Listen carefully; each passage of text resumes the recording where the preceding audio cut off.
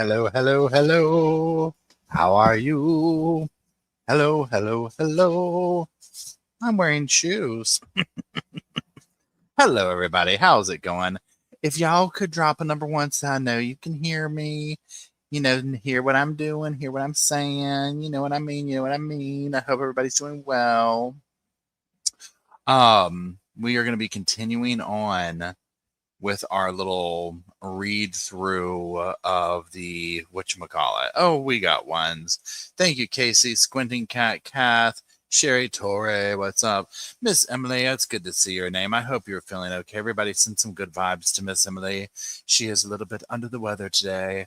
And welcome, Tori and Emily and Indy, to the old sofa as well as the rest of the sofa squad.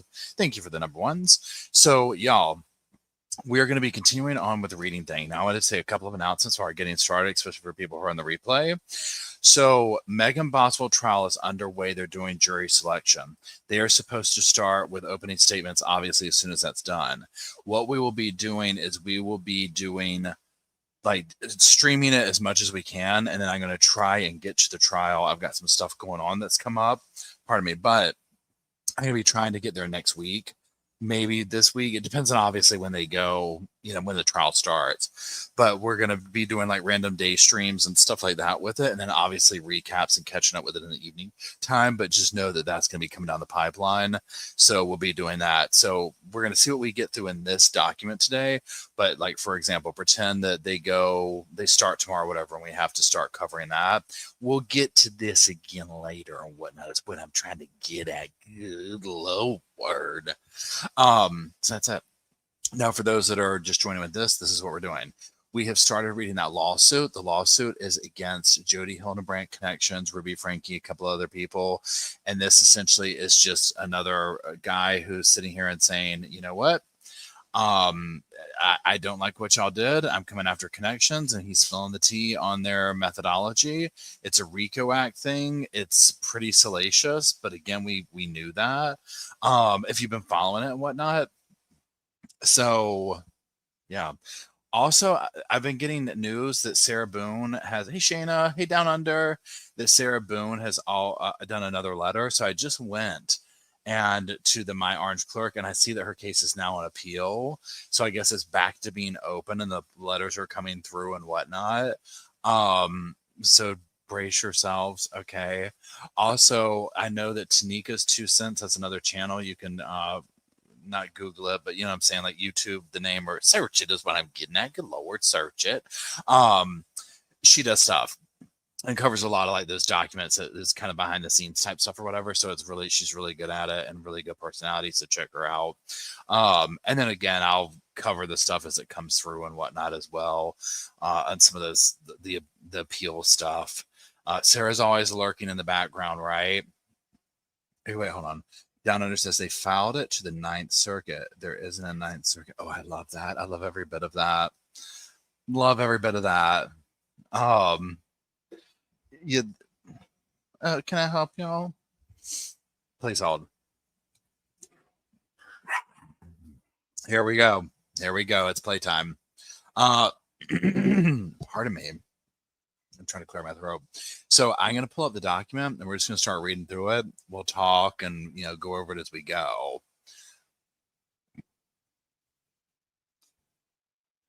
Now, we kind of stopped off around page 30 or so. And so that's where we'll pick up. Okay, that's what I'm getting at. We'll pick up at page 30. Good Lord.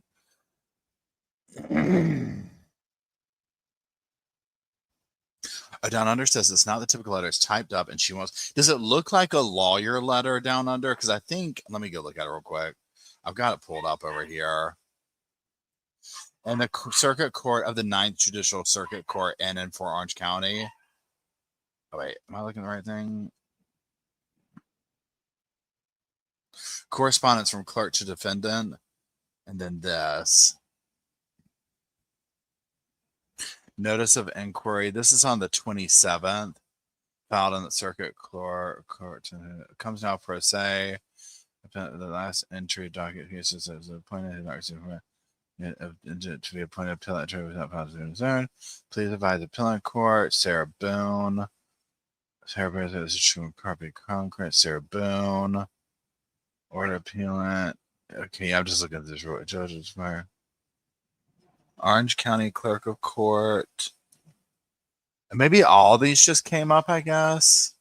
Civil uniform commitment to custody of Department of Corrections. Witness honorable. I'm just looking at the state of Florida information.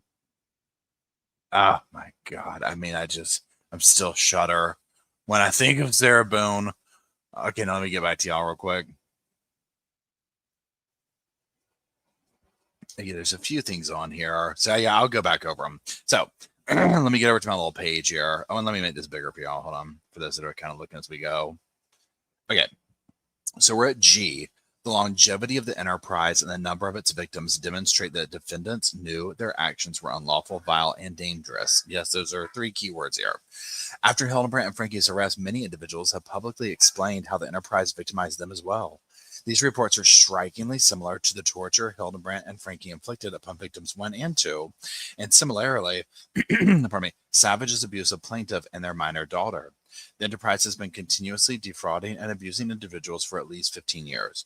Known victims of the enterprise include plaintiff Jesse Hilderbrand, Adam Steed, David Bateman, and Spencer Tibbetts. Jesse Hilderbrand. Now, this could be some good tea right here, y'all. Upon information and belief, shortly after Hildebrand's arrest, hold on.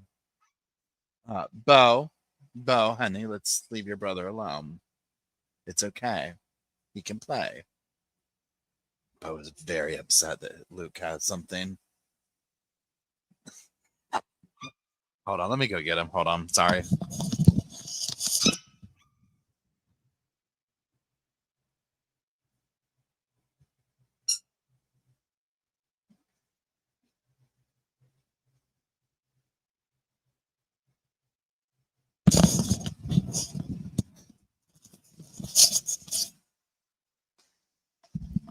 He's like saying, "Hey, everybody! Hey, everybody! What's going on? Sorry, it's playtime."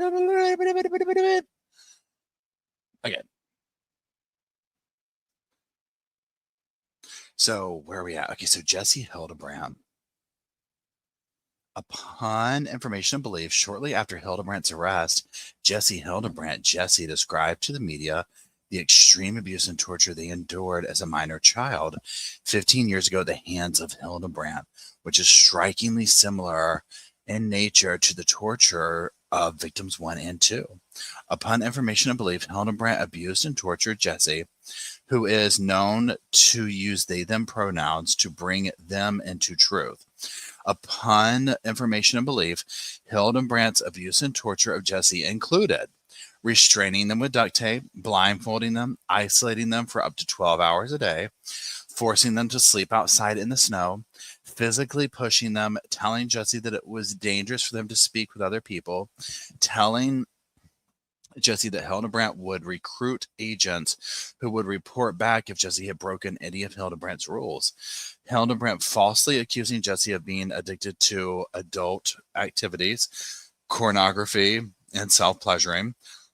Pardon me. Hildebrand not giving Jesse privacy, including in the bathroom, because Hildebrand falsely alleged that Jesse would self-pleasure.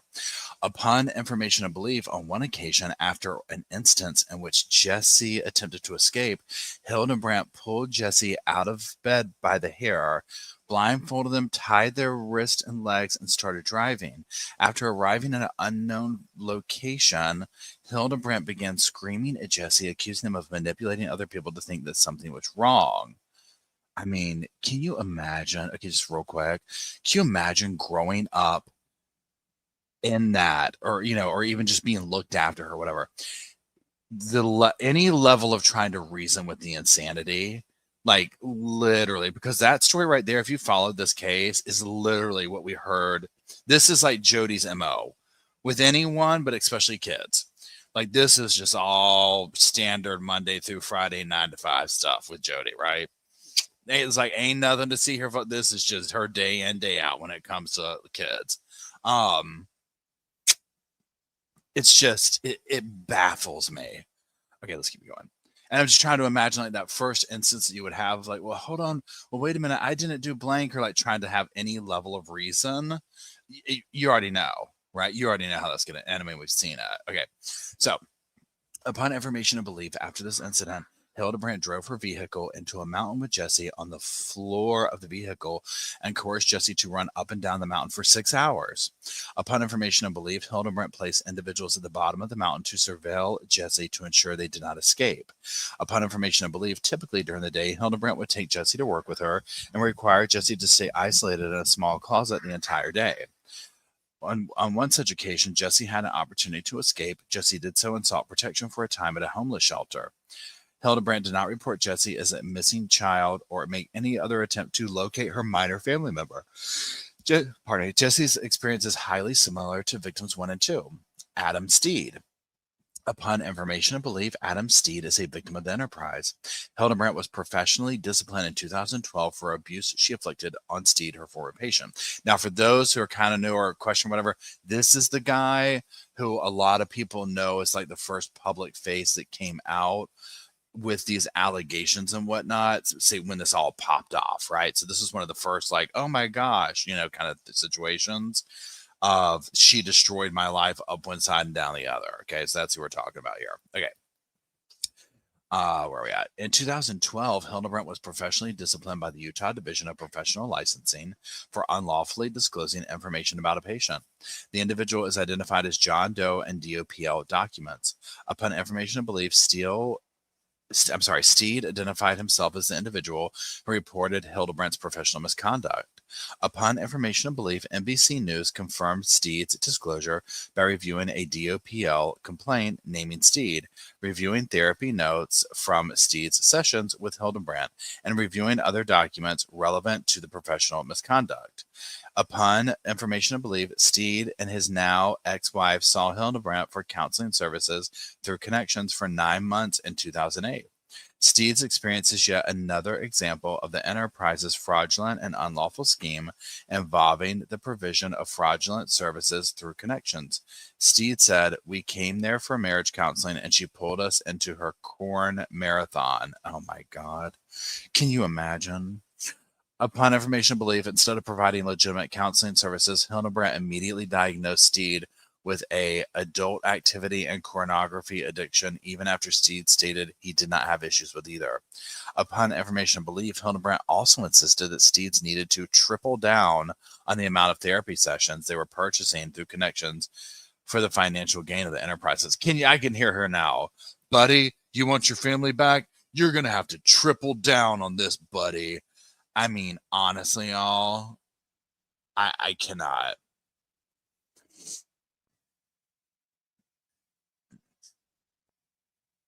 It's just, this is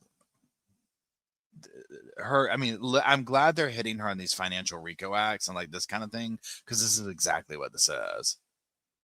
Okay, here we go. Hilderbrandt's, okay, Steed indicate Hilderbrandt's charges were as high as $2,000 a month. A month. After Steed refused, Hilderbrand provided false accounts of Steed's confidential counseling information without his permission to leaders in his church, to honor code officials at the university he was attending, and to 2 other therapists. Hilderbrandt's actions towards Steed were typical of the enterprise's strategy to keep individuals within the enterprise. Hilderbrand and other members of the enterprise would coordinate with a victim spouse, often a member of the enterprise, to disseminate false allegations and information about a victim's mental health diagnosis to embarrass, harass, and subsequently coerce victims to stay within the enterprise for fear of facing additional public shaming. As described by Steed, when I chose to leave like this, when I chose to leave this like cult-like group, Jodi tried to punish me, and she worked through brackets Steed's University, honor code office, and legal measures to try and hurt me. And I have, excuse me.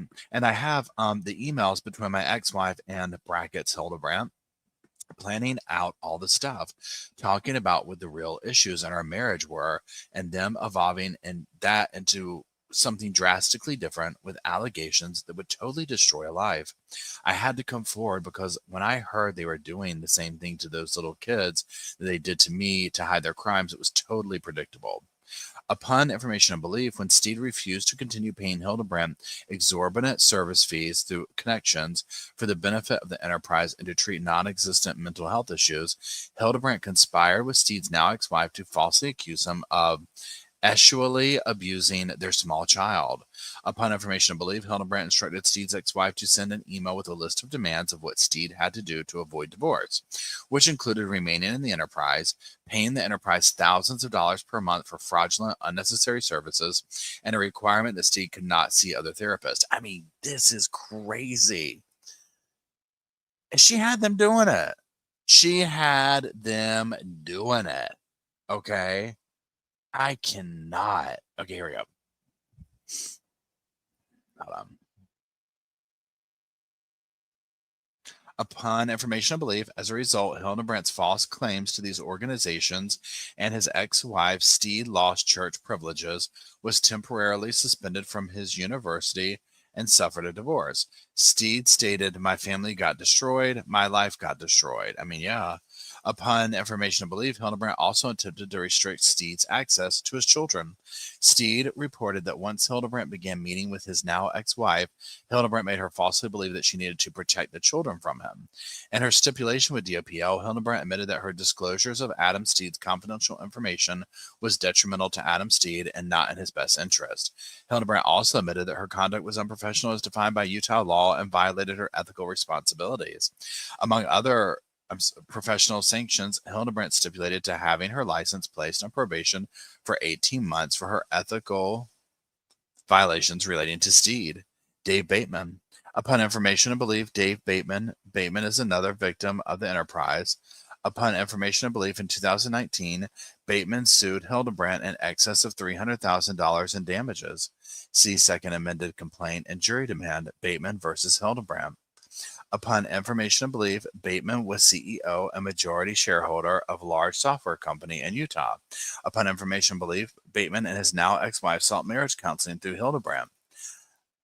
Unsurprisingly, after Bateman realized that Hilderbrand was not assisting the marriage, he ended counseling with Hilderbrand, and divorce proceedings followed shortly thereafter.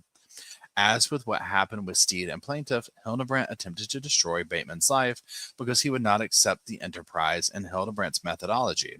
Upon information and belief, the conspiracies between Hilderbrand and Bateman's ex-wife included Hilderbrand assisting Bateman's ex-wife to fabricate false and defamatory claims against Bateman in divorce proceedings, Hilderbrand instructing the ex-wife to falsely allege to the court that Bateman was abusive to their children in order to gain, advantage in custody proceedings, Hilderbrand instructing the ex-wife to file a false report of child abuse with the law enforcement, and Hilderbrand herself falsely reporting Bateman to authorities for child abuse.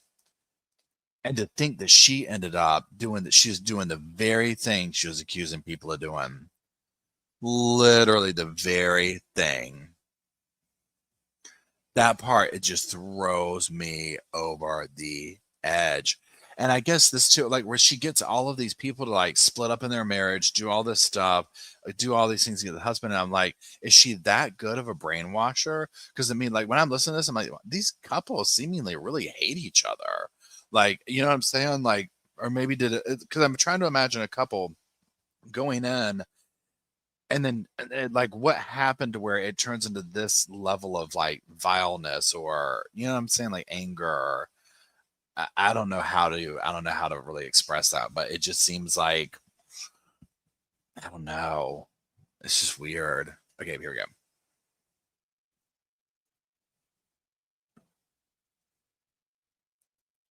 As occurred with plaintiff and nearly every father who has spoken publicly about his experience with Hilderbrand worked to cut Bateman off from his children.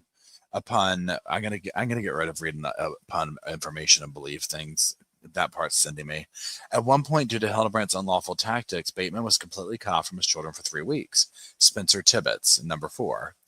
Spencer Tibbetts is another victim of the enterprise. Tibbetts spoke with the media last year. His now divorced parents sought counseling from Hilderbrand in 2018 when Tibbetts was a minor. Even though Tibbets had never viewed pornography and at this time didn't know what it was, Hilderbrand placed him in an adult men's counseling group that delved into pornography, adult entertainment addiction, and lust. The Tibbets reported that in one therapy call mandated by Hilderbrand, a group member described basically family interaction fantasies to him, doing things with family members, forcing a minor to participate in these kind of explicit conversations constitutes aggravated child abuse. Additional victims. Number 5. The Enterprise's social media page contains hundreds of comments that have accumulated from people saying the program caused harm to the couples who saw the counseling services. On the Connection's website, Hilderbrand stated that she has counseled thousands of individuals and families of all ages and situations with my unique style. I mean, you can definitely say unique. I mean, one of a kind, if I might venture to say. Okay, I mean, wow. Iowa says she did the corn emoji and with the ography. Thank you. Right. Oh my God. And I wonder, did they get into the counseling and literally they were sitting in, was it like this where, Hilderbrand she found her victims, she's going to grift them for money and also maybe try and gain access to the wife. I think these were the literal two things. And then also I think that she just loved to inflict misery on people. So maybe there's a lot of things going on at the same time, but one thing I'm hearing overall, money, the woman, getting to the woman, and then she's just she liked being mean to people. I think you have to be, you have to enjoy that. What's that called? When you inflicting pain on others and that kind of thing. That's just what it sounds like to me, right? I don't know, right? I'm not a therapist or anything, but I guess in my mind, do they get in there and say she was like, well, your husband looked at, whatever. So I think we might be dealing with, whatever. And were they like, oh, wait, you know what? They're right. He was doing this, and now that I think about it, you see what I'm saying? And then they start going down the pipeline. And then next thing you know, I've drained our bank account to Jodi. And again, I will stand by this. You cannot tell me, okay, that a plethora of these women were not groomed by her in another way, and they would never say so. I think that this was a huge component, that what went on between Jodi and Ruby in the bedroom that we learned about through Sherry's book, I would just put money on multiple women to have the same story. Style chat says the wives are too dumb to check the search history on their husbands' computers. If we had just done some proper stalking, we could have knocked this out of the water and been like, hold on, I've got confirmation. He ain't doing nothing. I've gone through the Instagram. I've gone through the search thing. He's good. Okay. He's just he's shopping on Amazon. He's just doing some stupid stuff, but the pornography thing, it ain't a thing, right? Or maybe it is, right? But with some proper internet stalking, they could have solved a bunch of this stuff or whatever. But now they know, I guess, right? So yeah, bye, Ann. Have a good dinner. Okay, I'm gonna go back to the other screen. Okay. Here we go. So H, the Enterprise has damaged hundreds of individuals and families. Hilderbrand's methodology is destructive to families and marriages. Indeed, such destruction is a primary objective of the Enterprise. By fabricating false diagnosis and manipulating victims into believing they need additional services that can only be provided by Hilderbrand. Hilderbrand and members of the Enterprise further the scheme by enticing victims into spending exorbitant amounts of money on Hilderbrand and the Enterprise's services. As described above, Connections represents that purchasing its products and services and following Hilderbrand's methodology will bring peace in individuals' lives and joy in their relationships and families. Rather than doing improving victims' lives, the enterprise causes divorce and destruction in the vast majority of families who fall victim to it as a direct result of Hilderbrand's actions to falsely diagnose victims with fabricated conditions to entice them to purchase services and products from connections. Regarding Hilderbrand's teachings, a former client explained, the narrative was very much like, if your husband is not perfect, it is your job to leave him, and he is undeserving. And if he was to be living honest, responsible, humble, these values, then he would be deserving. The former client explained that at the time this former client was meeting with Hilderbrand, she told a friend that if I had been married entering, hold on, let me scroll down. Hilderbrand's group, I would be exiting the group as divorce, and that Hilderbrand definitely wasn't an advocate for marriage or men. No, she wanted the women. She wanted misery. She couldn't. Her own family wasn't talking to her. I mean, that's the thing. Sherry said that. Sherry's like, look, thanks for being a member for 11 months, Lauren. I do appreciate it. It's just, that's just plain and simple. That's just what was going on here, right? She was miserable. And that level of unhappiness, I mean, you see what it can do. This is crazy. Okay, here we go. Stephanie Jones, another client of Hilderbrand, reported that most women receiving services from Hilderbrand were separated from their husband or were at least sleeping in separate rooms. Unsurprisingly, the vast majority of Hilderbrand's former clients who have shared their experiences publicly are now divorced. This includes Kevin Franke, Spencer Tibbetts' parents, Adam Steed, Stephanie Jones, Dave Bateman, and plaintiff. Similarly, I can never say this word, y'all. Similarly, I know, you know what I'm saying, but I cannot roll that one off. Okay, as explained above, hundreds of individuals commented on Connection's social media pages disclosing Hilderbrand's destruction of their families using the enterprise's fraudulent tactics. Defendants admit knowledge of the harmful nature of the enterprise. Members of the enterprise disclosed numerous times that they knew of the fraudulent and harmful nature of the services and products sold by Connections and the enterprise's scheme. Hilderbrand posted a video in which she admits that she read reviews for her services. In the video, Hilderbrand angrily stated that the majority of individuals, approximately 50 to 75 people, gave her the lowest reviews, and only 5 individuals left 5-star reviews.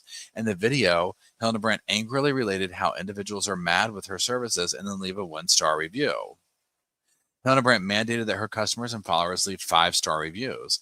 A similar response is seen on the Connections podcast, where on Spotify, the podcasts have a 1.3 out of 5 rating, and on Apple Podcasts, they have a 2.5 out of 5 rating. The Apple Podcast platforms allows comments, which explains in detail the harmful nature of the enterprise. In a shocking video in which Hilderbrand compares herself and Franke to Rosa Parks, Hilderbrand and Franke explain that they get attacked every day for the falsehoods they perpetuate. In summary, the enterprise is fraudulent in multiple ways. After using misleading vernacular, that Hilderbrand and Connections offer counseling and life coaching products and services, and even that they can resolve any negative issue, members of the enterprise then falsely diagnose victims with pathologies to further manipulate them and entice them to spend money on unnecessary services and products. Brainwash victims, encourage and mandate that victims engage in severe psychological and physical abuse, including physical torture, encourage members and victims to cut fathers off from their children, actively destroy marriages and families, and demand that victims submit to Hilderbrand's will. Upon information and belief, members of the enterprise know of the fraudulent nature of their scheme because Hilderbrand has been open with members about her torture and physical abuse of minors and victimization of clients and other individuals for at least 15 years. In multiple videos disseminated over interstate wires, members of the enterprise make statements demonstrating that the enterprise is aware that its scheme and the services and products sold by Connections were fraudulent. J. Savage implements Hilderbrand's methodology to damage plaintiff. In an interview, Steed described individuals who implemented Hilderbrand's methodology, clients that are close to her that are probably not very good people in the first place, but Hilderbrand enhances their abilities under her guidance to do incredibly criminal things. This accurately describes Savage and her implementation of Hilderbrand's methodology to victimize and abuse plaintiff and his daughter for the past decade. Now, before we move on to I want to say, I don't know if any of y'all like have followed this long enough to have seen some of these videos they're talking about, but that one, and at some point we'll see if I can find it and replay it again, because I don't know if they've been taken down. But if also for those that are new to this case, there was a window of time, and this is so rare in situations like this, where they left all this evidence up, right? So like the website, like all the stuff was left up for a long time, okay? And so you could go and watch the stuff. That thing, I remember watching that one where she was like getting upset about the following or the low reviews, and it was pure cringe. Okay, because it was like at this point, and now if you also read Sherry's book, Sherry saying that they didn't get, they meaning Jodi and Ruby, like they were just immune to the fact that people were hate watching them at this point, and just like it was like a cringe binge type situation. You can completely see that. And like with Jodi talking, and it's like, girl, take the temperature. There's a reason you're getting a 1.3. People are on to you, right? You've sat here and said enough evidence and dropped enough stuff where people get you're abusing the kids and doing this crazy stuff. So this has gone from like cringe binge to criminal binge cringe. You know what I'm saying? So that whole thing where she was doing that, like the level of entitlement, I was like, oh, she thinks that she has carried the cross. Okay. I'm talking carried it up one side and down the next, right? It was crazy, y'all. So anyways, I just wanted to say that before we keep going. Let me grab my water and then we'll keep going.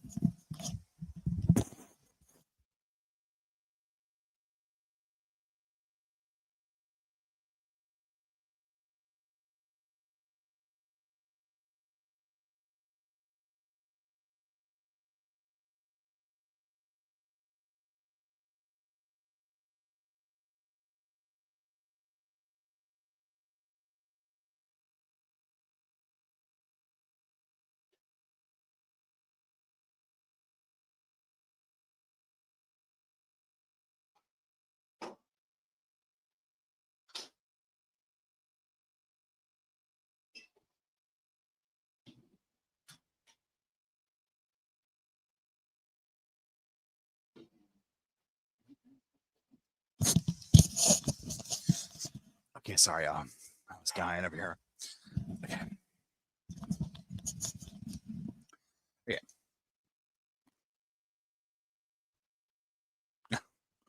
Carol says, my favorite video that came out and all this is Jodi going, whoa, whoa, whoa. That's the cops yank her out of the door. Out of the doorway, much deserved her. Carol, 100% agree with you. That is just classic, especially for people like so you and everybody else who knows the context of the case. That is one of the most wonderful moments in this, because you see, especially hearing all this damage she inflicted, and to see the entire where she was shocked. Whoa, whoa, whoa, whoa, whoa! They're coming to the door. They're coming to the door, and it's like, oh, you don't like that, do you? You don't like people doing things to you and your body that you don't want done. Yeah. See how that works? Lauren says almost as good as the Grass Muppet. That one was so classic. Oh my gosh. Tori says, but Paul, she was on the phone with her lawyer. That was even better. And I also, y'all remember the part in that video too? We'll watch it again at some point. That's a classic, right? Where the dude's looking at her and she's like, he finally goes, are you, I think this is someone, correct me, but he's like, are you okay? Like, or no, that was Ruby. Oh, thanks for being a member for 12 months, Emily, and much longer, of course. But it's like he was looking at her. There's some interaction that the cop had with her where she's just staring at him. And I can't remember. I do remember the one with Ruby and the holding where the cop was like, are you okay? Like they asked her something, she wouldn't say anything. And they're just like talking to her like, and I get it's like you're in trouble, you don't want to say something to the cops, whatever. But they just took it, meaning her and Jodi, to such another level. The Ruby one where Ruby's totally mute. I mean, that was pure cringe, right? Like, absolute. Where did I just put the drink I got? Oh, right here. It's you need you need medical attention. I remember that. Because seeing them get talked to that way was so satisfying. But I also remember how Jodi tried playing off like she had some Airbnb guest. She knew. That's the thing. They knew enough to know they were doing something wrong.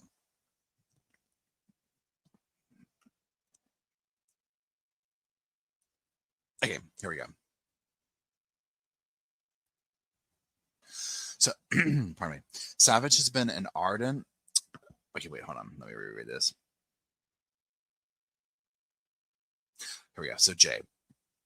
Savage implements Hilderbrand's methodology to damage plaintiff. Okay, 187. In an interview, Steed described individuals who implemented Hilderbrand's methodology, clients that are close to her that are probably not very good people in the first place, but Hilderbrand enhances their abilities under her guidance to do incredibly criminal things. This accurately describes Savage and her implementation of Hilderbrand's methodology to victimize and abuse plaintiff and his daughter for the past decade. Okay, that's right. We already read that. Here we go. So Savage has been an ardent Hilderbrand associate for years and inflicted Hilderbrand's brainwashing tactics on plaintiff and his minor daughter. Savage has used interstate wires, including without limitation, telephone communication, emails, and text messages repeatedly to recruit plaintiff and others to the enterprise and to implement Hilderbrand's methodology of abuse. Please help. Savage has furthered the objective and fraudulent scheme of the enterprise for close to a decade, all to extreme financial and emotional harm to plaintiff and his daughter, EJT, who is currently 10 years old. Savage is plaintiff's ex-wife and mother of EJT. Savage became involved with Hilderbrand in 2015 when she sought Hilderbrand out for counseling services. My word, can you imagine 10 years deep into that? Oh my God. Shortly after, Savage became a loyal associate of Hilderbrand's. As is typical of the enterprise's fraudulent scheme, Savage initially sought Hilderbrand's services simply for personal and marital counseling. Thereafter, Savage quickly and eagerly accepted Hilderbrand's methodology and became a member of the enterprise. Shortly after Savage's indoctrination into the enterprise, Savage began implementing Hilderbrand's methodology into her parenting and marital affairs with EJT and plaintiff. Upon information and belief, Hilderbrand and Savage were conspired to create the appearance of marital problems with plaintiff that did not exist to recruit plaintiff to the enterprise and induce him to spend money on connection services and products. Savage's conspiracy with Hilderbrand to manufacture marital problems is demonstrated by Savage's sworn testimony that the most abusive thing plaintiff ever did to her was extend a family vacation in Canada by 1 week in July 2016 because he was too ill to travel, suffering from a respiratory infection. At the time, Savage was punishing him by telling him that because he was in distortion, she threatened to leave him without a residence upon returning. That word distortion, my God, I can't. During the time that Hilderbrand was treating Savage in or around July 2016, plaintiff told Savage that the most important thing to him was to live their religion together. Okay. Savage immediately responded, "The most important thing to me is to be married to someone who lives Jodi's principles." I mean, oh my God, can you imagine your person saying that about anybody, right? I mean, you know what I'm saying, within reason, but I mean, especially Jodi. I would be like, "What, are you serious? She's a little toad." Like, I mean, honestly, she's creepy as hell, evil, and you want to live by that? No, absolutely not.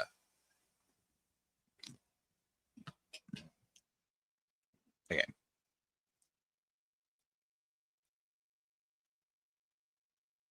Oh, Peachy Keen, thanks for the gifted membership.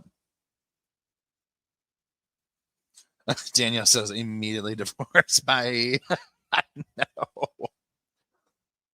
No, Iowa Travel Nurse says, I do this too. Iowa Travel Nurse says, every time you say Enterprise, I think of Star Trek. Guess I'm from age. No, you're not. I do the same thing. I literally, when I do that, I can see the emblem. I can see the color things that they're wearing in that one. Oh, thank you, Emily, for gifting 5 memberships. Shannon brings up a good point. Shannon says they act like they do all these evil deeds to children to save them, but so why not be proud of your work? Exactly. When it comes down to it, they start trying to hide. You know what I mean? It's like, no, go out there, tell them what you did. Now, go brag about it.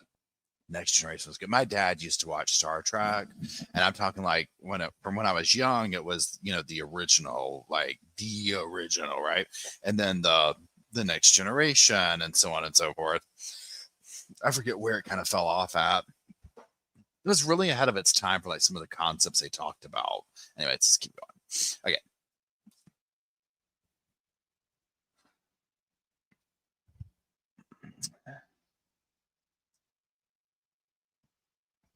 I'm just finding my place.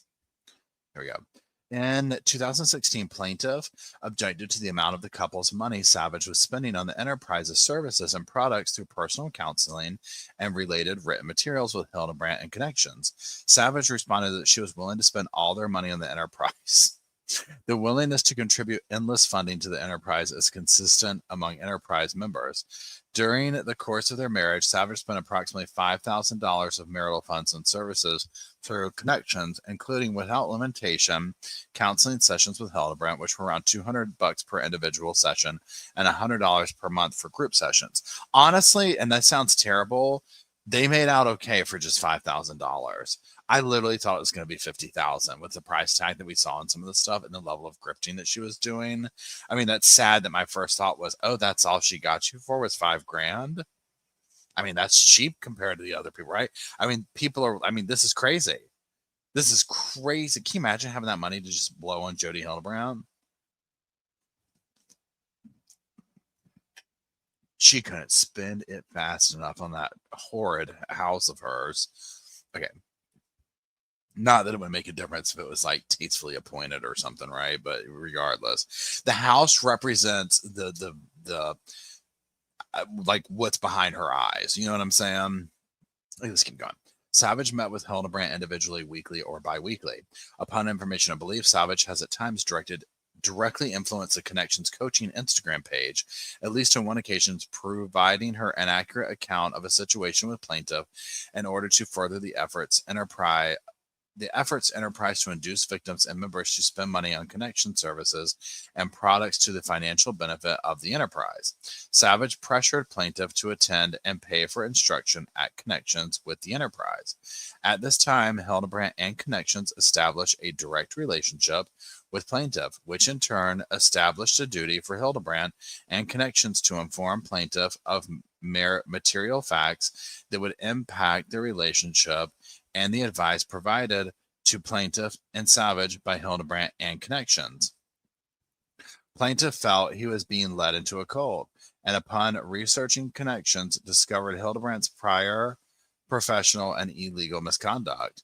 At all relevant times, Savage was and is aware of the illegitimacy and fraudulent nature of the enterprise and of Connection services and products. As plaintiff's spouse, Savage had a duty to inform plaintiff of the illegitimacy and fraudulent nature of the enterprise and of Connection services and products. Given the drastic and destructive impact the enterprise had on plaintiffs and EJT's life, detailed herein, the illegitimacy and fraudulent nature of the enterprise and of Connection services and products was a then existing material fact. At no time did Savage inform plaintiff of the illegitimacy and fraudulent nature of the enterprise and of Connection services and products. Savage knew of this illegitimacy in part because, being so involved with Connections for months, she personally observed almost every family who used the program be destroyed by the enterprise, and because Savage also observed the psychological torture inflicted victims of the enterprise. At all relevant times, Hilderbrand, acting individually and on behalf of Connections, was and is aware of the illegitimacy and fraudulent nature of the enterprise and of Connection services and products. At no point does Hilderbrand, acting either individually or on behalf of Connections, inform plaintiff of the illegitimacy and fraudulent nature of the enterprise and of Connection services and products. Plaintiff did not become aware of the illegitimacy or fraudulent nature of the enterprise until the arrest and subsequent sentencing of Hilderbrand and Frankie in August 2023 and February 2024, respectively. Given the depravity of the actions that resulted from Hilderbrand's and Connection's failure to disclose the material fact of the illegitimacy and fraudulent nature of the enterprise and Connection services and products, as detailed in paragraphs 218 through 371, herein, Hilderbrand acting individually and on behalf of Connections did engage in actions that were willful, malicious, and intentionally fraudulent, or at the very least constitute a knowing and reckless difference toward and a disregard of the rights of plaintiff and EJT. Further, given the depravity of Savage's actions that resulted from her failure to disclose the material fact of the illegitimacy and fraudulent nature of the enterprise and Connection services products as detailed in paragraphs 218 through 371, Savage did engage in actions that were willful, malicious, and intentionally fraudulent, or at the very least, constitute a knowing and reckless indifference toward and a disregard of the rights of the plaintiff and EJT. The plaintiff repeatedly protested Savage's subservience to Hilderbrand, membership in the enterprise, and attempts to coerce the plaintiff to accept Hilderbrand's methodology and to participate in the enterprise. On the numerous occasions, including in writing, the plaintiff informed Savage that Hilderbrand was destroying their marriage and pleaded with Savage that she see any other counselor besides Hilderbrand. I mean, seriously. Plaintiff also exposed his fear that Hilderbrand would destroy his reputation through public defamatory allegations as she had done to Steed. Despite plaintiff's protestations, Savage declared she would spend all of the couple's money on the enterprise and Connection services and products and would stay married to plaintiff only if he declared unwavering allegiance to Hilderbrand's methodology, precisely what Steed's ex-wife did to him at Hilderbrand's instruction. I mean, did she hate him? I mean, this is, I guess, my next question. Like, did she hate him? And like at a certain point, I get you have a kid involved, right? So that's the center of this and whatnot. Wait, hold on. Oh, my feet are stuck. Oh my gosh, I'm stuck in the chair. Oh, okay, there we go. Stuck in the chair. I'm like, but did she? And I'm not talking about Hilderbrand. I'm talking about the wife of this dude. I'm like, did she? I mean, like, at a certain point, I mean, like, how much do you hate me, right? I mean, come on. Okay.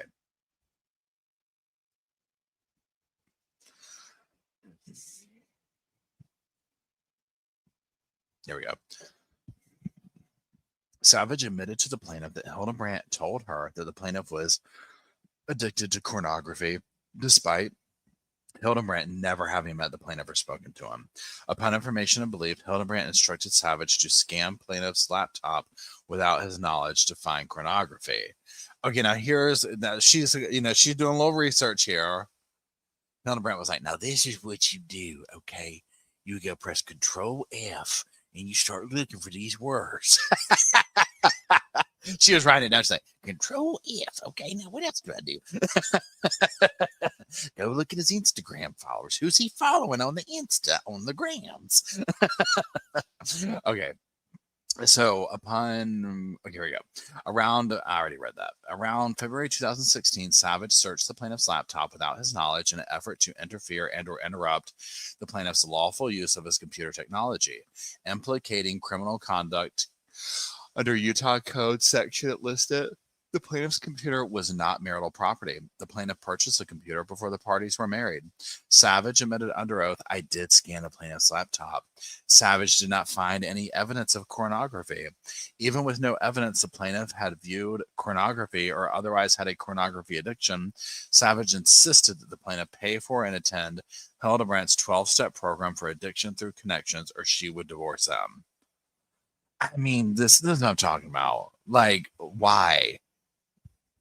These type of ultimatums to pay money to Connections for the financial benefit of the enterprise for fraudulent, unnecessary services are a typical manipulation tactic of enterprise members to further the objectives of the enterprise and financially benefit the enterprise.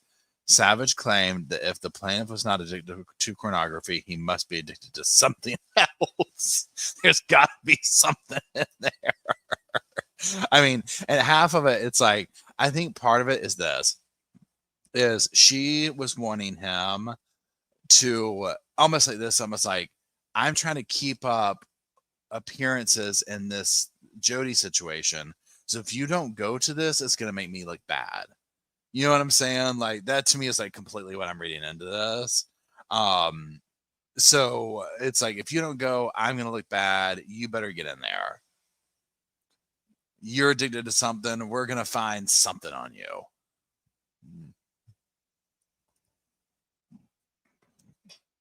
And plot twist, it was probably Jodi that was. Jodi probably had some twisted internet search history. And that's why, and again, you've got the money. She wants the money. So, of course, she's going to sell these courses. Everyone's going to have this kind of addiction to Jodi. But then she's also probably projecting her own stuff.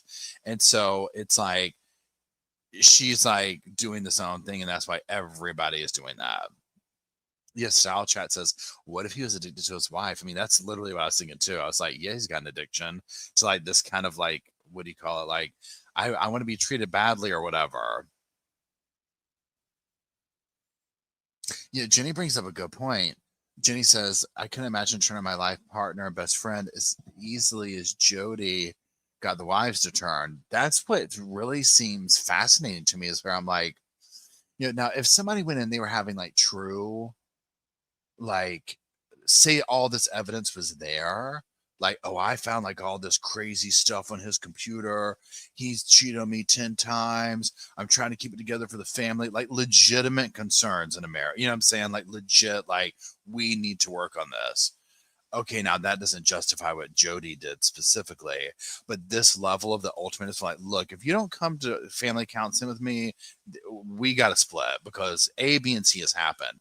But it's like they're going in with really nothing wrong, it seems like, other than like, I kind of want to work on things and make them a little more wholesome or whatever. And with instantly, it's this, right? It's crazy.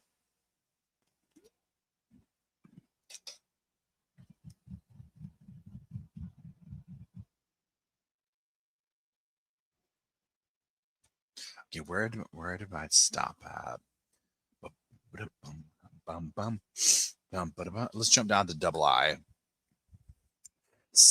Okay, wait. Here we go. Savage unlawfully restricted plaintiffs' access to EJT under the ultimatum that plaintiffs submit to enterprise membership or face divorce and loss of custody. May 2016, at the direction of Hilderbrand, Savage demanded that the couple separate. At this time, Savage also unilaterally and unlawfully dictated plaintiff's visitation with EJT, who at the time was around 18 months old.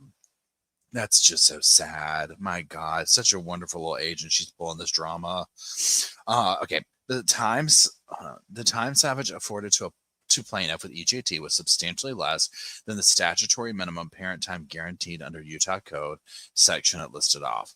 Savage initially allowed the plaintiff only 2 hours of parent time every other day, with plaintiff bearing the responsibility for all transportation and expense. Later, she only allowed around 6 hours every Saturday, again, all at the plaintiff's expense and transportation.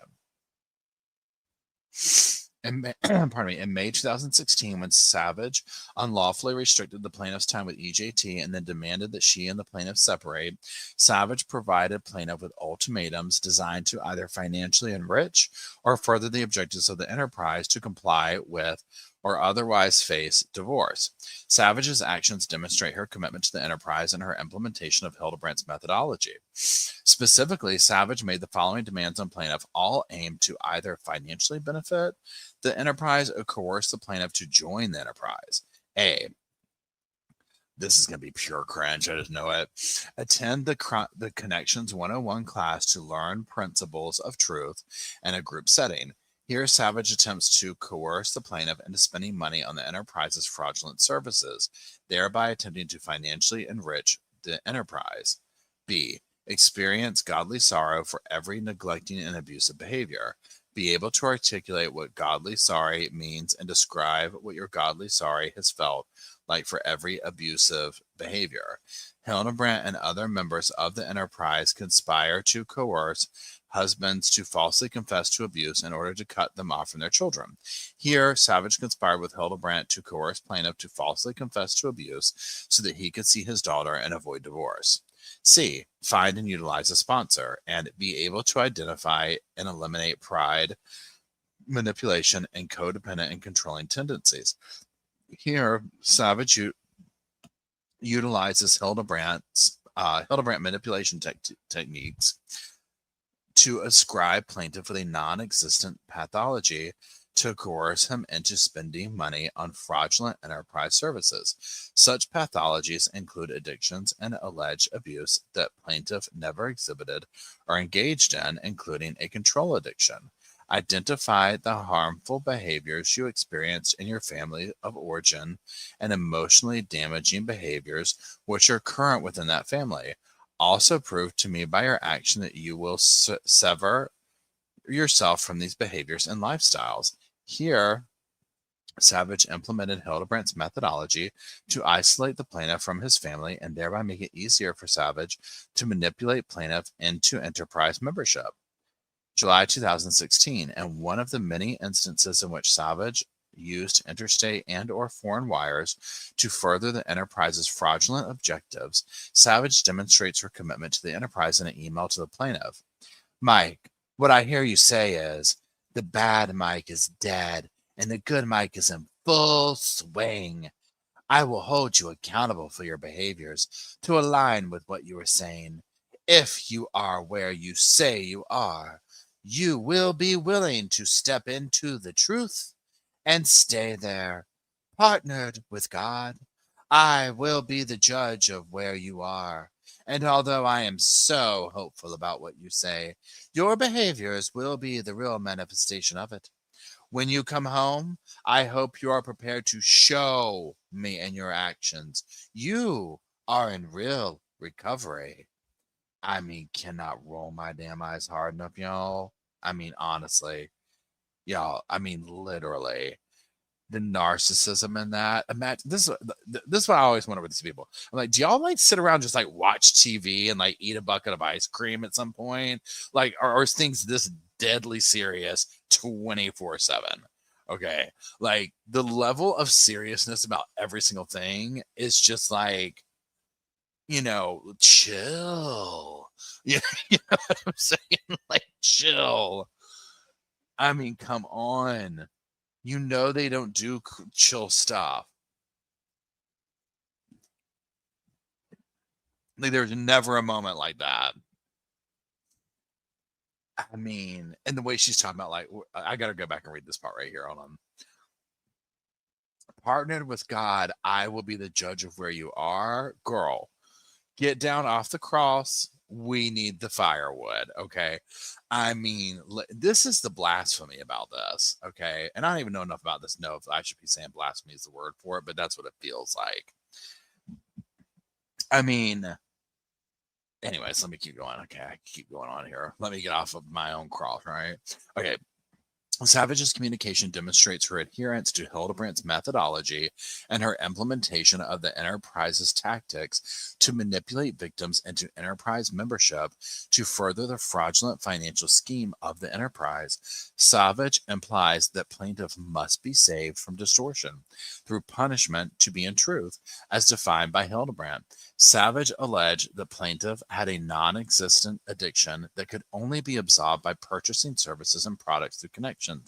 And Savage instructed that plaintiff can only remediate his relationship with Savage by adhering to Hilderbrand's methodology, purchasing services and products through connections, and pursuing membership in the enterprise for the enterprise's financial benefit. It makes me wonder if they gave you a little card when you became a membership that had like, almost like the Star Trek logo, but something for them or whatever that you could carry around. Like, I'm a card carrying member of Connections. You know what I'm saying?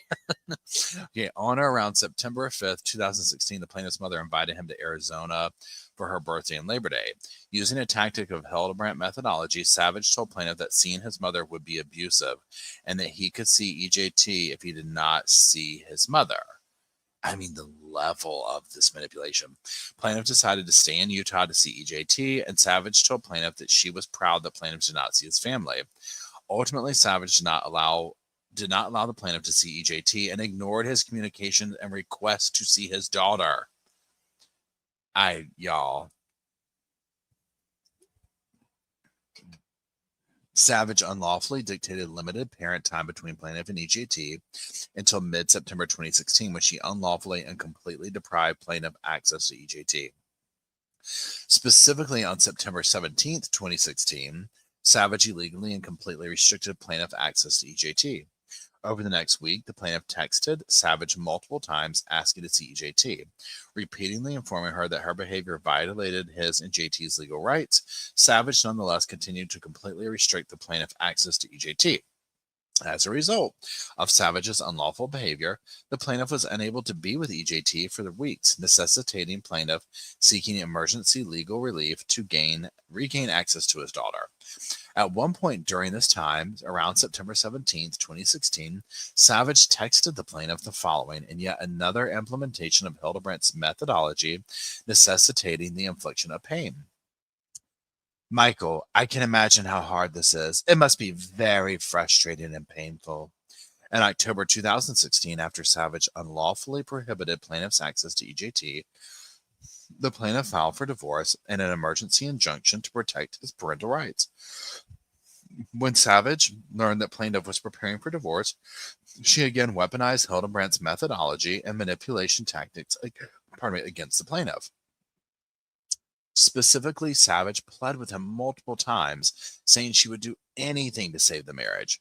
Wanting the best life for his daughter, plaintiff took Savage at her word.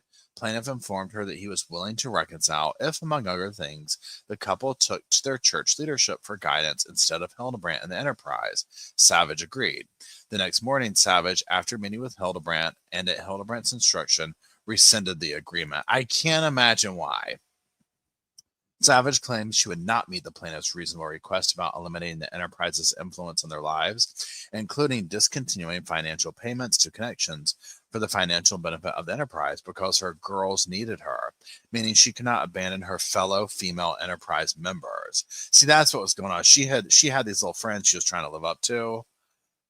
Like, instead of being like, like whatever the case, like whatever friend group has whatever going, like their standards of like, well, I have this and I want to keep up with the Joneses and this and that or whatever. This was the vibe here, right? She was like, I've got to keep up with my girls over at the enterprise, over the enterprise car rental.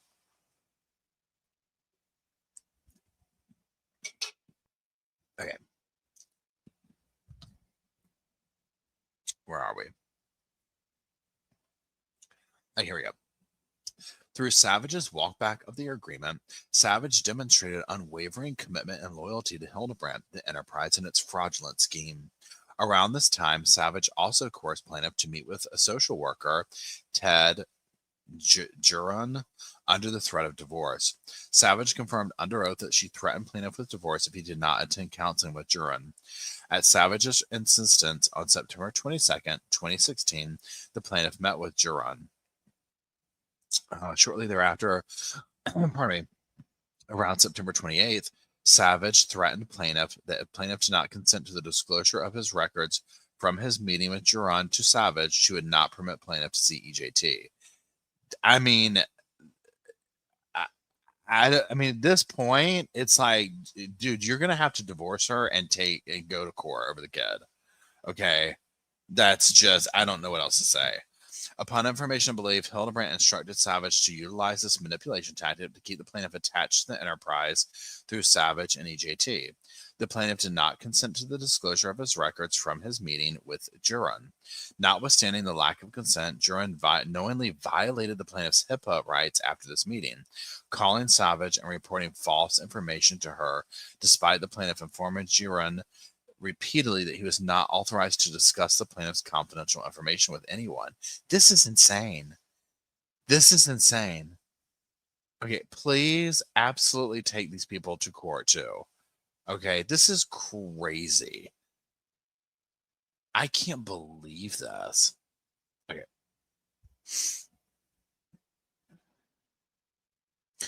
Juron provided all of the plaintiff's records to Savage despite the plaintiff telling him he was not authorized to do so. He also falsified the plaintiff's records to make it appear that the plaintiff had given consent to this disclosure. Savage later released these confidential records in her divorce proceedings, with the plaintiff, even after the plaintiff informed Savage multiple times that she had obtained the records unlawfully. As described above in relation to Steed and Bateman, encouraging enterprise members to unlawfully disclose private counseling information and misrepresenting that information to defame enterprise victims is a tactic employed by the enterprise to keep control of its members and victims. So I guess this doctor was somehow involved with that. If you want to call them a doctor. Savage further underscored her commitment to Hilderbrand and the enterprise in a message to the plaintiff after he filed for divorce on October 6, 2016. Well, thank God he did that. Savage texted the following message in which she described as her dying declaration to the plaintiff. I know there's no way to change if you avoid the pain or shut down from feeling it. People who enable you to not feel the consequence of your actions don't really love you. That is what I did when we lived together. The most loving thing I've ever done for you is to separate and no longer enable you. The pain is what makes us strong enough to never commit the sin again. I know we will never have that strength to change unless we feel the pain. I give it as my personal opinion that I believe you haven't really felt that because I've seen you shut down from feeling pain, and I haven't seen that you felt the joy of repentance. That makes me sad. I know what joy is waiting for you that you have chosen not to enjoy. That's like, okay, who's on first kind of a thing, right? Okay, so this message again demonstrates Savage's commitment to Hilderbrand's methodology, particularly through the use of enterprise vernacular and her implementation of the enterprise's tactics to manipulate victims into enterprise membership to further the fraudulent financial scheme of the enterprise. Savage implements the enterprise's belief in the infliction of pain to achieve manipulation, of enterprise victims into financially enriching the enterprise and use of isolation as a form of victimization and coercion. Pardon me. The plaintiff and Savage were awarded a bifurcated decree of divorce March 13th, 2018. I mean, that was the best thing that could have happened for them. After their divorce was finalized, Savage's commitment to the enterprise only deepened, and Savage began implementing the enterprise's objectives of child abuse and child torture with EJT. My God, that poor little thing. Through her implementation of Hilderbrand's methodology, Savage actively and intentionally commits aggravated child abuse against EJT. Savage's intentional... See, what's scary is now all she has to do to take all this out is on the child. Because now that the husband's like out of the picture... like there's only one focus of abuse, but also I bet we're going to hear more about how she's keeping him away from the child. Okay, so the intentional actions detailed in paragraphs 233 through 275 herein constitute willful, malicious, and intentional behavior, or at the very least constitute a knowing and reckless indifference toward and a disregard of the rights of the plaintiff. I don't know which one's which. Savage implements the enterprise's tactics of child abuse. EJT has experienced aggravated child abuse while under Savage's care. Savage has abused and tortured EJT, resulting in severe injuries to EJT. Infliction of aggravated child abuse and child torture is a central tactic of Hilderbrand's methodology and a main objective of the enterprise. In 2017, shortly after plaintiff filed for divorce, in October 2016, EJT began returning from Savage with unusual injuries, including, without limitation, a laceration spanning EJT's entire right hamstring, a large dark bruise inside her thigh, a dark purple bruise over a whole toenail, and long lacerations in her chin and neck. For plaintiffs and EJT's safety, plaintiff and Savage parent time exchanges occurred at a police station by court order. On September 30th, 2017, EJT returned from Savage with a large bruise next to her left eye. My God, this poor little thing. Pardon me. Concerned about such a drastic injury, the plaintiff sought police intervention immediately following Savage's drop-off of EJT at the police station, where Savage and plaintiff conducted their parent time exchange. When asked what happened, EJT told multiple officers that Mommy did it. Responding officers were concerned enough that they called all DCFS worker to investigate. After this, Savage instructed EJT not to talk about EJT's injuries, lest Savage be investigated by the police. Savage ignored a court order that required her to discuss with plaintiff any injuries to EJT within 48 hours, and later confirmed under oath that she violated this order. In Savage's abuse of EJT, she exhibited adherence to the Hilderbrand methodology. Physically abuse her child and refuse to provide any information to plaintiff about the abuse, and then punish the plaintiff for attempting to protect his child from the abuse. Like victims 1 and 2, EJT exhibited evidence of malnourishment, which the plaintiff addressed with Savage.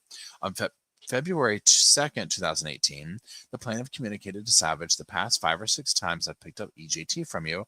The first time she goes to the bathroom, her urine has been very dark.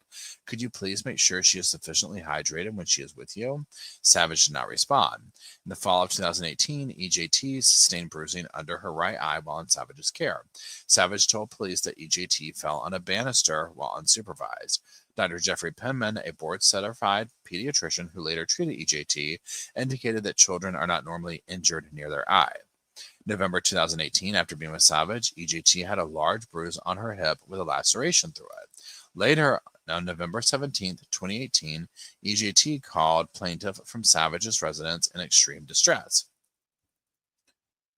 During the call, the plaintiff observed that EJT had large bruises around her right eye, on her right cheek, underneath her left eye, and underneath her lip.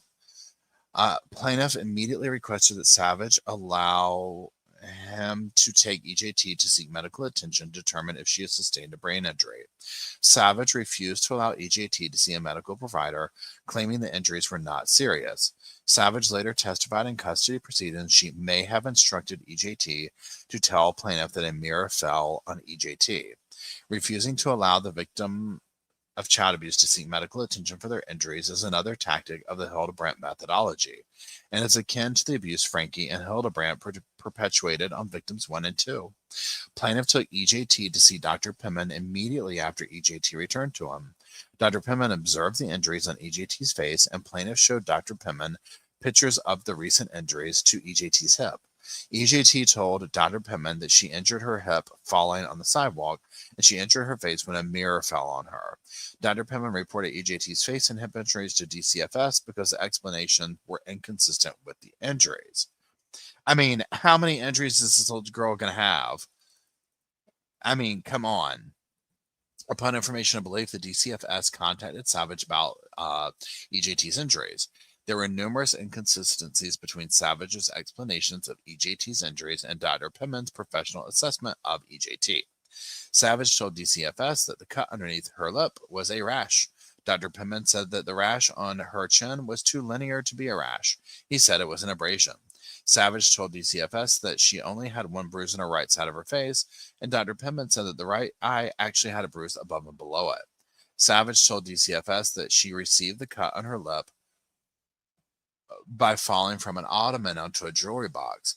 Dr. Penman said that the bruise on her hip could not have happened from falling on an ottoman, adding that she would have had to fall a long ways to get a bruise that size. This was also inconsistent with EJT's account of falling on a sidewalk. Savage told DCFS a mirror fell on EJT while she was unsupervised. Dr. Penman said it was unlikely that a flat surface would cause a bruise above and below the eye. Savage told DCFS that the mirror weighed 20 pounds, but later testified that it weighed only 6. Dr. Penman testified that the allegation that this mirror caused the injuries was inconsistent with what he observed. Dr. Penman told DCFS that he has been a pediatrician for a long time, and none of EJT's injuries were in typical areas that a child gets hurt, and so many injuries at one time was very concerning. Only weeks later, EJT returned from Savage with a welt on her forehead, which Savage covered with the largest type of Band-Aid type adhesive bandage, where she sent EJT to plaintiff. Dr. Pittman's colleague, Dr. Benjamin Greenfield, treated EJT. Dr. Greenfield told plaintiff that whenever plaintiff is concerned about abuse, he should contact DCFS and have EJT seen by a physician. In November 2019, EJT returned from Savage with a goose egg on her forehead and a laceration through it. Plaintiff immediately took EJT to an emergency room. The ER physician recorded that EJT stated that she was playing on some large rocks and fell forward and bumped her head. She is unable to tell me what happened. In February 2020, EJT returned from Savage with a large, dark bruise covering nearly her entire upper right hamstring. The plaintiff took EJT to the emergency room. The emergency room physicians contacted the Children's Justice Center, who instructed the hospital to report the injuries to DCFS, given the size and location. Pardon me. Medical providers could not determine if EJT has a recollection or is inventing a story about her injuries, saying bruising is not consistent with what EJT is saying, and bruising on EJT's upper buttocks or lower back is not consistent with falling on the sidewalk. Savage never denied that injuries occurred while under her care. Under a Utah code that lists the numbers, Savage has committed aggravated child abuse against EJT. Savage's physical abuse of EJT continues to the present. I mean, my God, how? Specifically, Savage has returned EJT to plaintiff after being in Savage's care with dark bruises and cuts on EJT's thighs, wrists, cheek, and temple. Savage also returned, please hold,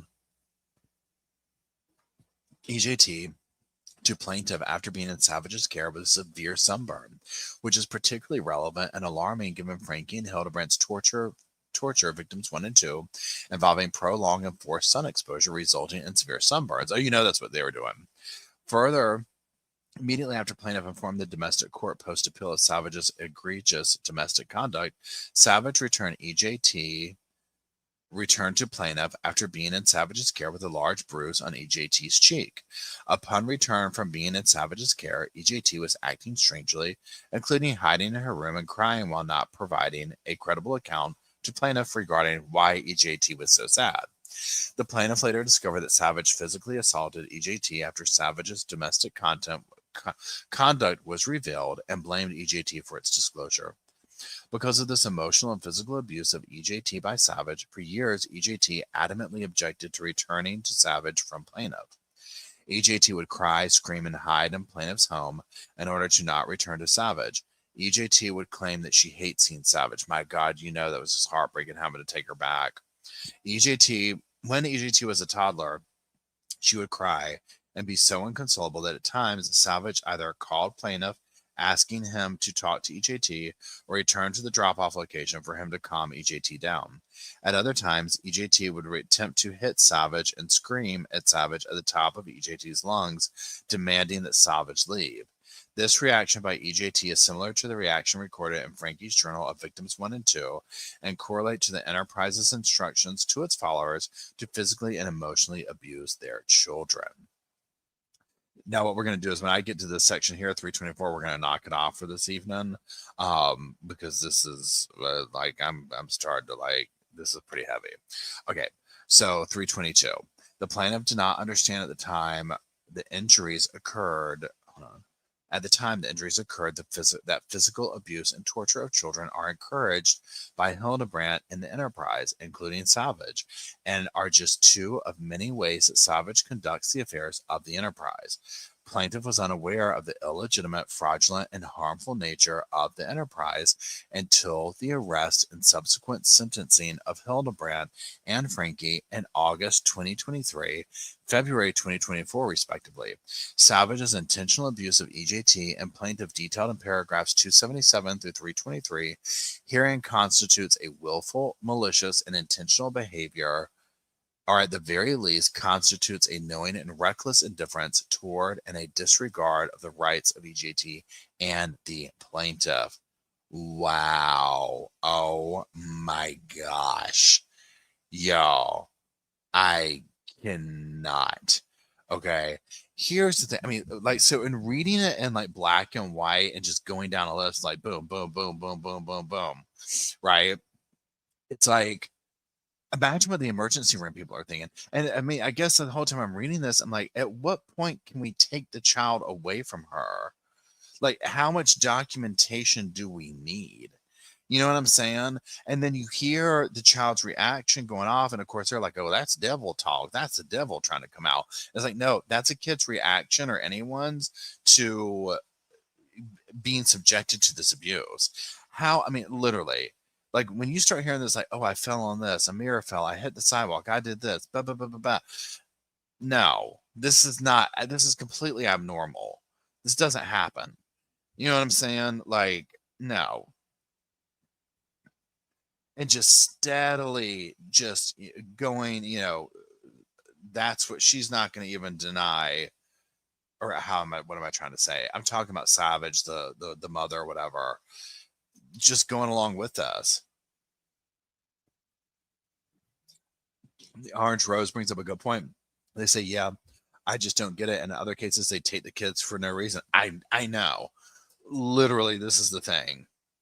I will never understand. Now, the part we just read here, too, where he's talking about where he went to that other doctor and that doctor gave all the files over, that really made me mad. Yeah, Emily says, how many more are out there? I know, right? Like, literally think about how many cases like this go on that are not, that someone is suffering through this right now. You know what I'm saying? It's absolutely heartbreaking and mind-boggling.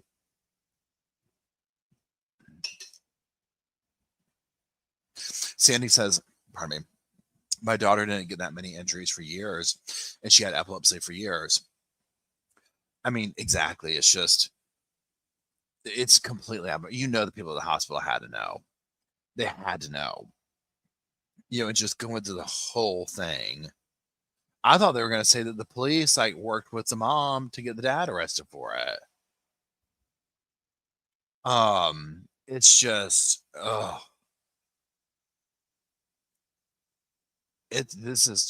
this whole case is great. I hope that these people suing win every last penny. I mean, every last penny. Yeah, I do. My shoulders are like, but also I've been sitting here. I mean, sorry, Emily said sore shoulder, Paul. Yeah, I don't know what's going on. And then sitting here like this, I don't know about y'all, but so I'm sitting in like basically a bar stool right now. And I mean, this is like not really showing my age, but I guess like my physical health or whatever. Like it starts throwing my arthritis off in my left hip. Like, right, like it starts throwing my arthritis off, and then it starts like a backache thing or whatever. Y'all, I tell you what. I tell you what. Oh, I know, a heating pad. I have a big, warm, heaty blanket. Ohio Palm brings up a good point. And she says, I wonder if the response from the DCF would be different if the injuries happen on the dad's watch. I wonder this too. Thank you, Nirvana. Nirvana says, children are precious and it takes a village to help, but not Jodi's village. Next time you talk about, I want to be there. Good night. Oh, good night. Sleep tight. Nirvana Fairy. Nirvana, I've probably asked you this 100 times, but obviously my memory is Nirvana Fairy. Is that in relation to the band at all, Nirvana, or is that like where'd your name come from? I like it. Tori says, "Why in Lori's Great Portal are you sitting on a stool?" I know. I wonder this too.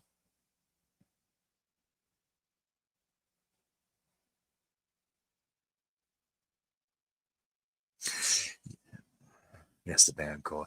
I've been listening to so Nirvana Bleach is like my go-to lifting weights album. But then recently, I've been listening to is it all did they name it All Apologies? What was the one after Nevermind? That one. That's been my go-to, like that like hardcore aggression for the gym album.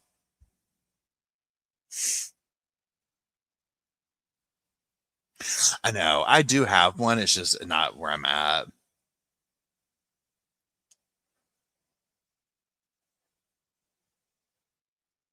In utero. Yes, that's it, Jenny. Thank you. Thank you. That was yeah, in utero.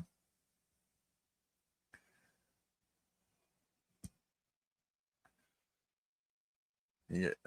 Mother Precious, this is my dad. He's like, getting old ain't for sissies. He would say, right, new pains daily. I know. It's true. I mean, literally, this is like the stage where you get where it's like, I was going to the bathroom and threw my back out. Don't know why, but here we are. You know what I'm saying? It's just, or massive headaches, or, oh, I love REM too. Country Feedback is my absolute favorite song by, I mean, there's several, but Country Feedback is my, it's my favorite REM song. I have a video channel you created in 2008. Wait, you have a video? Wait, what do you mean, Nirvana?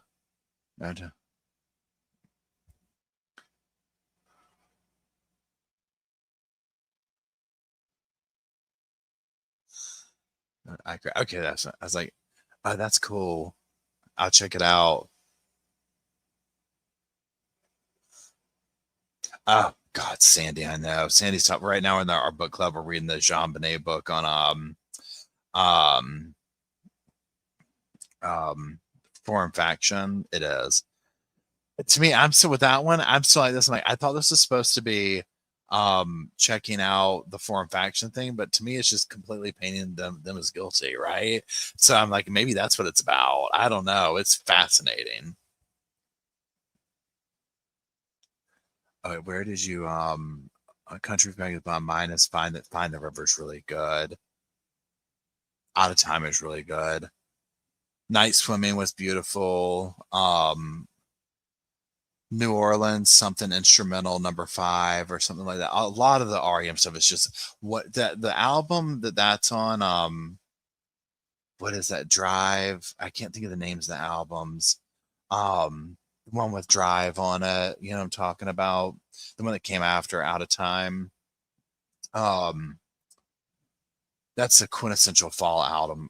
Thank you, Automatic for the People. Quintessential fall album. That album really goes back to um a specific time in life, as well as the Indigo Girls. Yeah, this is so bad. I cannot think of this. The one with Galileo on it. Not Galileo. Swampophilia by the Indigo Girls. Swampophilia, Automatic for the People. This is like a very specific zone in my life.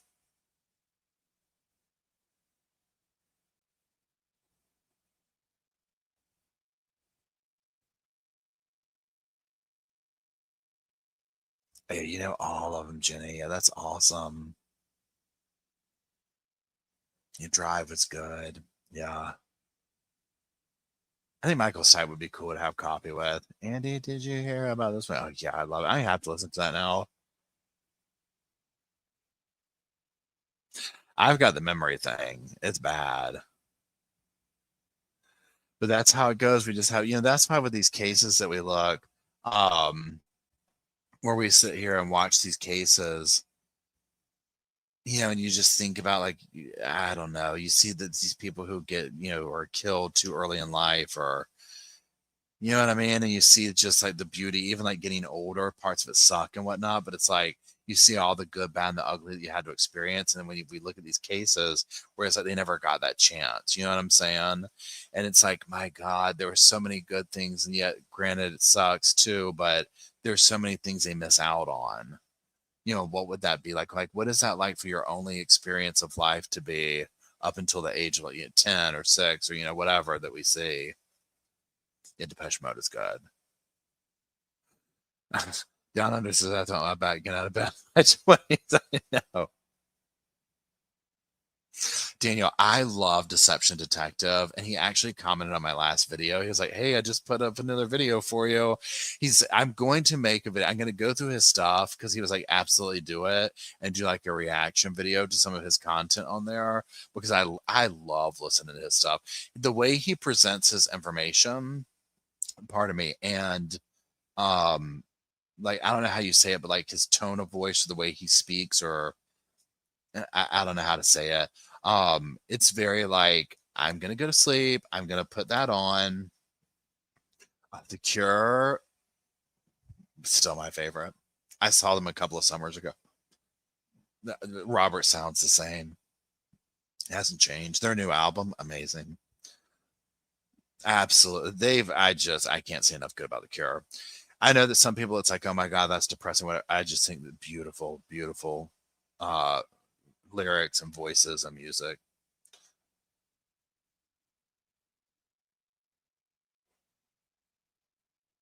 The Foo Fighters, yep. Oh gosh. Okay, so y'all, I'm gonna run. This is fun talking music and all this. I'm gonna run.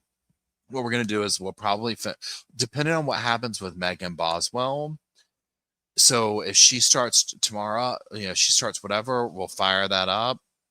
We'll start doing some streams during the daytime to watch it until, like, I'm gonna try and go there next week, but I got to see what some couple of things finish up. And then we'll go live tomorrow night and either keep doing this or we'll catch up on Megan Boswell, whatever it is. So we'll see.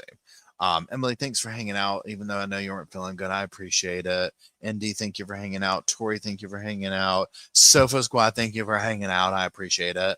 And that's it. Y'all have a wonderful rest of your night, a wonderful morning in the morning, and we'll continue on this tomorrow.